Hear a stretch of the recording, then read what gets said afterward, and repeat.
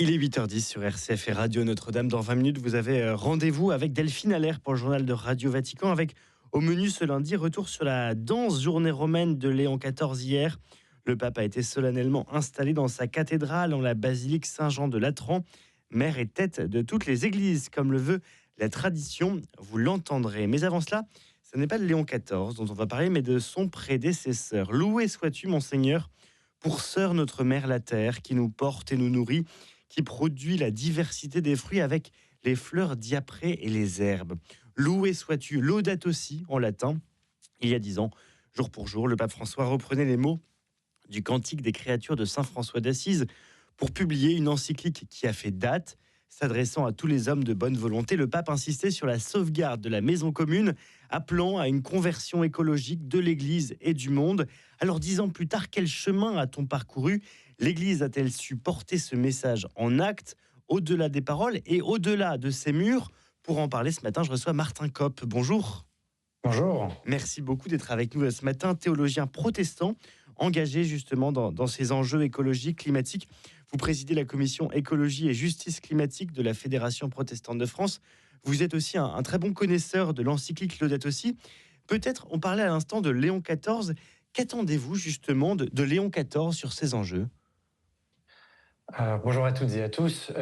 Quant à Léon XIV, le nouveau pape, dont nous nous réjouissons de la venue et des choix du nom, nous espérons, et moi j'espère personnellement, parce que je peux parler en mon nom propre, effectivement une poursuite du sillon qui a été ouvert par le pape François avec Laudato si, bien qu'on sache que des papes précédemment avaient déjà ouvert la question écologique, mais en publiant une encyclique sur la question, en ajoutant cela à la doctrine sociale et en liant le social et l'écologique d'une manière très forte dans la formule de l'écologie intégrale, il a ouvert quelque chose de nouveau et on espère non seulement qu'il y ait une poursuite, c'est-à-dire que ce ne soit pas un thème qui passe au second plan ou qui éventuellement, voilà, il y a eu le moment écologie et puis maintenant on avance. Non, on continue et d'autant plus, on approfondit parce que les années passant, l'enjeu devient de plus en plus urgent et nous sommes globalement en situation d'échec. Donc c'est un enjeu sur lequel on peut espérer qu'il reste au centre du pontificat qui s'ouvre. Et d'ailleurs, on l'a entendu la semaine dernière, Léon XIV a dit qu'il fallait œuvrer pour la justice écologique, sociale et environnementale. Donc on sent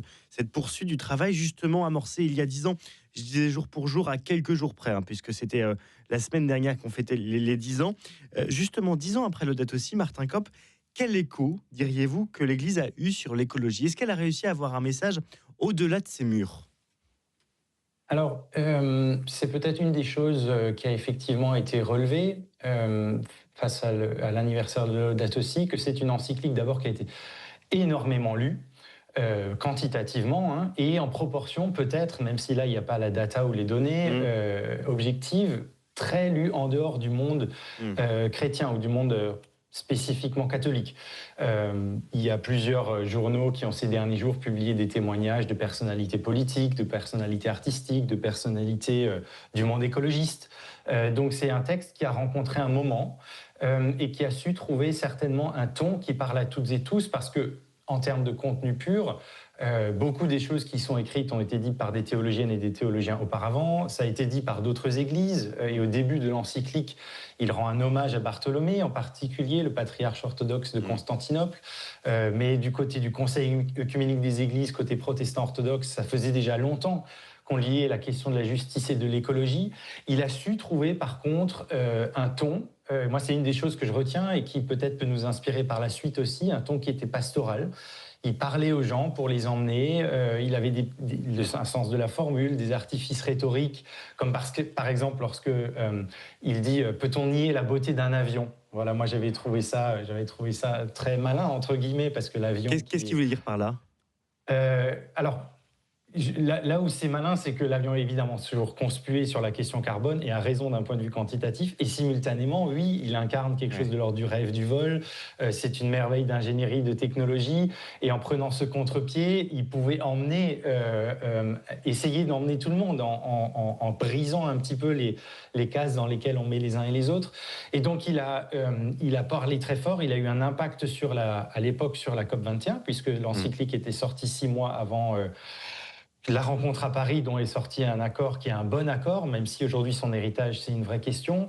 Il a eu plusieurs initiatives dans la suite de l'encyclique où il avait notamment invité des PDG d'entreprises d'extraction d'énergie fossile au Vatican. Enfin bref, il y a eu vraiment un impact à la fois sur les négociations, sur des chefs d'État, sur la société civile plus large, même si je pense que pour partie, le fait que ce soit reçu aussi positivement tient à une force du catholicisme qui a personne, un visage voilà, c'est ça. Qui incarne. Voilà. Vous dites que c'est un texte qui a rencontré un moment, Martin Kopp. Est-ce que c'est aussi pas la personne qui a écrit ce texte qui avait par nature une légitimité universelle? Le pape est reconnu au-delà du monde catholique comme une figure spirituelle d'importance. Et en fait, c'est parce que c'est lui qui l'a écrit qu'il a pu avoir une telle portée. Il y a un élément de ça parce que il représente l'Église catholique au sens large, et ça c'est la force du caractère vertical et hiérarchisé de l'Église catholique. Maintenant, il y a des choses qui sont écrites et qui sont écrites de manière même plus radicale ou plus intersectionnelle encore dans le monde protestant depuis des années, et c'est pas entendu et c'est pas connu. Si je vous demandais de dire le nom du secrétaire général du Conseil œcuménique des Églises, qui représente 600 millions de chrétiens, je pense que beaucoup de gens auraient du mal. Voilà, et donc il y a la question de la tonalité, de la force du message, bien sûr, du fait que ce soit un pape qui l'ait incarné dans des actions, dans des symboles très forts, dans une capacité médiatique. Et à un moment du calendrier où avant l'accord de Paris, c'était une chose attendue.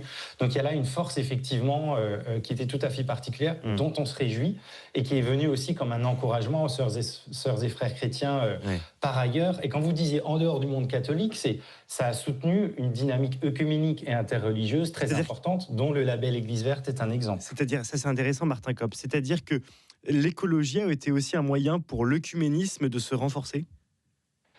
De se renforcer, oui, dans ce qu'on peut appeler, François Claveroli, le précédent président de la Fédération protestante de France, disait c'est un œcuménisme de la cause. Et on sait que d'un point de vue purement théologique, aujourd'hui, on est un petit peu, pour aller très vite, on est un peu bloqué. On est dans les lieux, il y a des lieux qui sont un peu indépassables actuellement dans l'idée d'une diversité réconciliée. Alors que là, on a un enjeu sur lequel, bon, théologiquement, il y a des petites nuances, mais ça vaut presque pas la peine de s'y appesantir parce que sur l'essentiel, nous sommes d'accord. Et donc, ça ouvre à la capacité de travailler ensemble. Et alors, le label Église verte est entre-temps tellement connu que ça devient presque... je ne vais pas dire tarte à la crème, mais ça devient presque il faut peut-être rappeler, Martin Kopp, de quoi il s'agit. De quoi il s'agit? Quel est ce label Église verte qui n'est pas forcément connu par tous? Oui, ok. Alors le label Église verte a été lancé 2 ans après l'accueil de la COP21 à Paris, et par les 3 grandes assemblées, donc la Conférence des évêques de France, la Fédération protestante de France et l'Assemblée des évêques orthodoxes de France, ensemble avec d'autres comme le mouvement Laudato Si, Arocha ou d'autres partenaires, qui offrent un chemin pour des communautés chrétiennes. Et quand je dis communauté, c'est parce que c'est pas simplement des paroisses ou des églises locales, ça peut aller jusqu'à un monastère, un EHPAD privé ou une école privée, pour entrer dans un chemin de conversion écologique très concret. Et c'est basé sur un éco-diagnostic dans 5 grands domaines, 90 questions, qui commencent dans la vie spirituelle de la communauté, parce que c'est ce qui fait notre spécificité et c'est là où s'ancre notre engagement. Mais ça va jusqu'à des choses extrêmement pratiques, comme qu'est-ce que vous utilisez pour nettoyer le sol dans votre salle paroissiale. Donc on est sur un cheminement de cohérence. Est-ce que ce label Église verte, il est concentré sur quelques initiatives locales ou quelques communautés locales, ou il est vraiment, selon vous, largement déployé? Oh, il est largement déployé. Et là, on a des chiffres. Depuis 2017, ce sont 1000 communautés qui ont été accompagnées, à tel point qu'aujourd'hui, la question qui se pose, c'est est-ce qu'on accompagne pour qu'il y en ait encore plus, ou est-ce qu'on accompagne celles qui sont déjà là pour aller plus loin en profondeur? Parce qu'en fait, on n'arrive pas à suivre en termes de ressources humaines face à la demande. Et donc, c'est vraiment très important. Au Royaume-Uni, ils ont mis presque 20 ans pour avoir 1000 communautés labellisées dans l'équivalent qui s'appelle Eco-Church. Donc vraiment, c'est une très très belle dynamique, et c'est le seul programme œcuménique qui ait jamais fonctionné comme ça en France, c'est-à-dire avec une coprésidence des 3 confessions, du staff au quotidien, une association porteuse. Donc c'est quelque chose, là vraiment un fruit très concret et qui permet de vivre véritablement le message de Laudato Si dans un cheminement de conversion écologique, parce que le but de l'encyclique, c'était ça, c'était pas simplement faire un point de théologie écologique fondamental et important, et de théologie intégrale d'ailleurs, qui lie le social, mais d'inviter à une réponse concrète à un défi qui aujourd'hui présente une urgence absolue. Dans le texte Laudato Si, le pape François parle de théologie de la création. Est-ce que c'est un point, une théologie dans laquelle se retrouve l'ensemble des confessions chrétiennes ? Alors oui, la théologie de la création, et d'ailleurs en ce sens, on est vraiment dans une des origines étymologiques de religion, c'est la relecture, le relegere, parce que la théologie de la création, c'est quelque chose qu'on a depuis nos racines dans la foi juive jusqu'à aujourd'hui. Tous les traités de théologie, depuis les pères de l'Église au Moyen-Âge jusque dans le monde contemporain, ont de la théologie de la création qui est relue aujourd'hui face au défi écologique, qui lui est inédit, c'est-à-dire à partir de la puissance incroyable que nous avons acquise, que l'être humain peut, et en particulier les plus riches parmi nous, provoquer un changement global qui met en question même les conditions d'habitabilité de la planète. Alors la théologie de la création, la foi dans un Dieu qui est confessé comme créateur, dans la vision anthropologique de l'être humain qui est une créature parmi les autres créatures, c'est-à-dire que notre commun avec le reste du créé vient avant notre unicité et notre spécificité, et qui dit unicité et spécificité dit en particulier, évidemment, dans notre liberté, la convocation de notre responsabilité qui consiste à prendre soin, à garder, à cultiver un monde qui relève du don et pas d'une ressource qui est là intégralement pour notre service, et notre service à nous vu comme un être séparé du reste du créé et surplombant, qui aurait le droit d'être comme un tyran despotique. Et cette mise au clair, elle a été faite d'une manière limpide dans Laudato Si. Elle était déjà un héritage aussi dans le côté protestant et orthodoxe. C'est un lieu où on se retrouve aujourd'hui de manière œcuménique.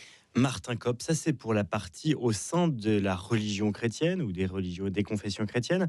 Au-delà, vous parliez de la COP 21. Concrètement, quel message le pape François a-t-il réussi à faire passer au sein des dirigeants politiques de ce monde ? Je pense que d'abord, ça a contribué à une atmosphère positive et d'ambition. Parce qu'il y a beaucoup qui se joue dans les COP, qui est un peu quelle est l'ambiance dans la pièce ou dans les corridors. Ah oui, c'est-à-dire que ce n'est pas que factuel, ce n'est pas que des experts qui échangent. Il y a un petit côté humain. Ah, il y a carrément un côté humain. Et je peux en témoigner parce que j'étais chargé de plaidoyer pour la Fédération luthérienne mondiale. J'étais à la COP 19, la COP 20 et à la COP 21 en l'occurrence. Et il se joue vraiment quelque chose, pardon pour la comparaison, mais c'est comme une équipe de foot. Il y a quelque chose qui se joue dans le mental, quoi. Et là, il y a eu un impact très important, en particulier en soutien, pour nommer un exemple, en soutien à l'objectif des 1,5 degrés qui finalement était dans le texte. Alors, c'est pas seulement un fruit de l'engagement du pape, mais cette prise en compte de cet objectif-là. Il y a aussi eu un rôle important de la diplomatie vaticane qui n'était pas encore à l'époque une partie de la Convention cadre, mais qui était présente comme observatrice comme d'autres représentants religieux, et qui a contribué donc à cet endroit-là. Et la prise, et quand je dis les 1,5, c'est évidemment l'arête fine de Laudato Si, qui est l'attention particulière pour les plus pauvres et les plus vulnérables, d'où cette formule de justice climatique. Il faut quand même rappeler et donc la responsabilité en miroir des nations les plus développées, voire même surdéveloppées, qui ont une responsabilité historique particulière, et le fait qu'il faut se souvenir, ce sont moins de 10% de la population mondiale qui émettent plus que la moitié la plus pauvre de l'humanité, alors que ces gens ne vivent pas dans les endroits qui seront les plus impactés. Donc cette notion de justice, et alors en termes onusiens, on appelle ça les responsabilités communes mais différenciées. Donc le fait que un accord ne sera effectif et signé que s'il est perçu comme équitable, était un des lieux fondamentaux de contribution. Martin Kopp, vous avez parlé de cette justice climatique. Il y a aussi un mot qui revient dans Laudato Si, c'est une expression, l'écologie intégrale. On sait que les chrétiens, les catholiques l'utilisent en particulier régulièrement. Au sein des différentes confessions chrétiennes, est-ce que le terme d'écologie intégrale recouvre parfois des nuances ou des points communs ? Effectivement, et puis c'était une manière pour le pape François, même si là je ne suis pas assez spécialiste, mais auparavant on parlait dans le monde catholique d'écologie humaine. C'est aussi une manière pour lui, en passant d'une adjectivation à l'autre, d'ouvrir plus largement le champ, non seulement de lier le social et l'écologique, mais aussi, c'est un des points importants de l'encyclique, de reconnaître la valeur propre des êtres vivants non humains. Donc, aller contre ce qui était non seulement un anthropocentrisme, mais ce que moi je nommerais un anthropomonisme, c'est-à-dire le fait que seul l'être humain aurait de la valeur. Le pape disait très clairement, à la suite de gens, donc par exemple, on célèbre cette année les 150 ans de la naissance d'Albert Schweitzer, qui dès le début du XXe siècle écrivait en invitant à une révérence pour l'ensemble de la vie, la prise de conscience que devant Dieu, tous les êtres comptent, et comme le disait Jésus dans l'Évangile, le Père est présent lorsqu'un moineau tombe au sol. Donc il y a l'écologie intégrale, c'est aussi plus largement en dehors de l'espèce humaine. Et ça, alors il y a effectivement des compréhensions qui peuvent être différentes. Dans l'encyclique et dans le monde catholique, et dans une certaine cohérence intellectuelle, même si ce n'est pas mon positionnement à moi, il peut y avoir du coup l'étendue de la question écologique jusqu'à la question du début de la vie et de la fin de la vie.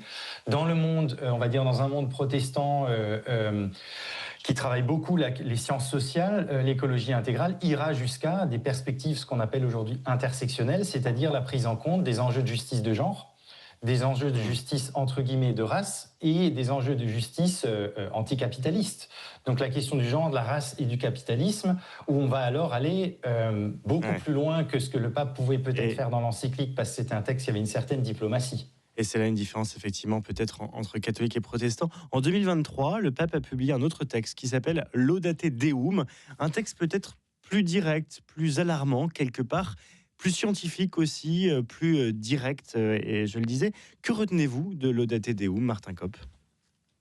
Alors, publié 8 ans après Laudato Si, je le vois un peu comme une réponse à un certain manque de réception, y compris dans le monde catholique. Parce que là, il ne faut pas être monolithique, même si on a mis en avant d'une part la réception et les fruits, il y a d'autre part tout un pan de l'Église catholique romaine, mais plus largement de la société. Ça témoigne de quelque chose de beaucoup plus large, qui est en résistance, qui est dans le déni, qui se laisse avoir par la désinformation, qui pense pouvoir être scientifique parce que vous avez lu 3 articles sur Internet. Enfin voilà. Et donc il n'est pas tellement plus précis qu'il n'est plus profond dans le rejet d'un certain nombre de freins qui sont illégitimes.